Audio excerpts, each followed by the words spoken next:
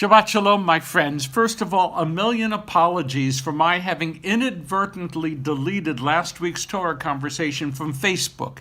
I actually am not totally incompetent, but sometimes I move faster than I can think. Fingers crossed that is one mistake I won't repeat. I hope that you were able to access the posting through YouTube. If not, I just apologize for the confusion. Secondly, I don't really understand the following statement. Tryptophan is also a precursor to melatonin, a sleep-associated hormone manufactured in the brain's pineal gland. Whoa, I never would have had a sentence like that. Scientists have debunked the notion that eating turkey by itself makes us sleepy. But it does seem that overeating by itself does, in fact, make us sleepy. I was really very sleepy Thursday evening, but what a delicious, happy sleepiness it was. I actually won a contest at my son's house, and I don't know if you can see that, I won a turkey head, or whatever it is I won. That's my turkey. Okay, next, Thanksgiving is not a Jewish holiday, but somewhere I read that the pilgrims had in mind the festival of Sukkot, booths, when they first convened the Thanksgiving feast. Harvest time, gratitude for family and friends, and for good health, and for love, and for life itself. And they thought that the model of tabernacles in the Bible really fit. Mordecai Kaplan, the father and founder of Reconstructionist Judaism, declared Thanksgiving to be an American Jewish holiday. Not Jewish American, American Jewish holiday. And even put prayers for Thanksgiving into his first prayer book. Kaplan felt that Thanksgiving was part of America's civil religion, and therefore we Jews ought to fully participate, and I could not agree more. Great idea. Israelis, of course, don't observe Thanksgiving. Israeli Americans who've made Aliyah often do gather together for a Thanksgiving feast, though they usually have that feast as part of their Erev Shabbat Friday evening observance. But I have some painful news this year. Black Friday sales have made it into Israel this year. So Israelis can now pack into stores already packed with pre-Shabbat shoppers and pick up some apparently great bargains for Hanukkah.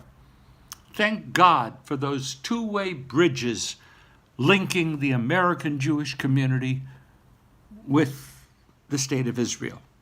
Okay, enough with turkeys. To our text, Vayishlach, Genesis 32, verse 4 and following. Now that we have finished celebrating family togetherness, let's look again at how two brothers, two sworn enemies, Jacob and Esau, maneuver around their shared desires to do each other serious harm. Enough with family togetherness. Now we know that Jacob was afraid. He was very afraid. He had every reason to fear Esau, his twin brother, whom he had cheated, and so far had, in fact, gotten away with it. Oh, yes, Jacob had to flee his country to evade his brother's wrath. But Jacob had acquired wealth, wives, family during his exile. Not bad. So Jacob now had a lot to lose. And Esau, what was Esau feeling? Our commentators cannot but believe that Esau planned to repay his brother with bloody vengeance. Alert. Change. I have never once asked you to look at a Hebrew Bible before.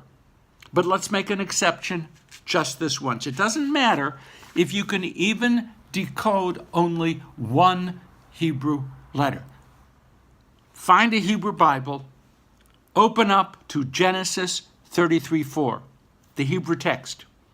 The second last word of that verse is totally covered with weird notations like a bunch of asterisks all over the place. The word is Vayishakehu, and he kissed him. Esau ran out to Jacob and embraced him and fell on Jacob's neck, Vayishlach, and he kissed him. Why? The funny markings, and they are funny markings. One rabbi taught, for Esau, this reconciliation with Jacob was a fake, false reconciliation. He kissed Jacob, but he didn't at all mean it. Another rabbi, those markings were a public sign that Esau had become a real Baal Tshuva, a penitent sinner. The moment he took a look, he saw his brother, his heart melted. The dots are there to signify a massive change in the way Esau viewed Jacob. Another rabbi suggested that, yes, indeed, as the text says, Esau fell upon Jacob's neck, Vayishlach, and he kissed him. He was really fully intending to bite Jacob in the neck. If so, this would be the first documented evidence of vampirism in the entire Bible. Okay, now while you're thinking about that, let's move forward. Sforno insists that those dots pointed to Jacob's failed strategy. Sforno, you can't survive an enemy's ill intent by self-degradation, by prostrating yourself, by sending lavish gifts.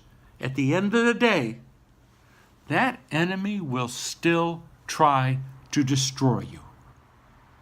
Those dots are meant to be a warning to us never to beg for an enemy's grace because it doesn't work. So was Jacob wrong in being afraid? Others of our teachers say that we must always be afraid for our destiny, no matter how many promises of protection that we get from God. Because every single one of God's promises to protect us is conditional upon our own behavior. And we can never really be sure that we didn't unknowingly mess up and thus lose God's protection. We go off into battle assuming God is with us. The promises, oops, we messed up. God's gone. Do you find that particular teaching as unsettling as I do? No matter how close we feel as individuals and as a people to God, no matter how many times we refer to ourselves as the chosen people, no matter how many times we quote biblical phrases in which God promises to always stand with us, no matter how many times we sing Ma'oz Tzur, Rock of Ages, the most famous of Hanukkah songs, furious they assailed us, but thine arm availed, okay? No matter how much Torah we study, or how much tzedakah we give, or acts of tikkun olam we perform, our faiths in the biblical model are still conditional upon we act. And we can never really know if one way or another we have run astray of God's standards and thus are standing before our enemies with no guarantee of divine intervention.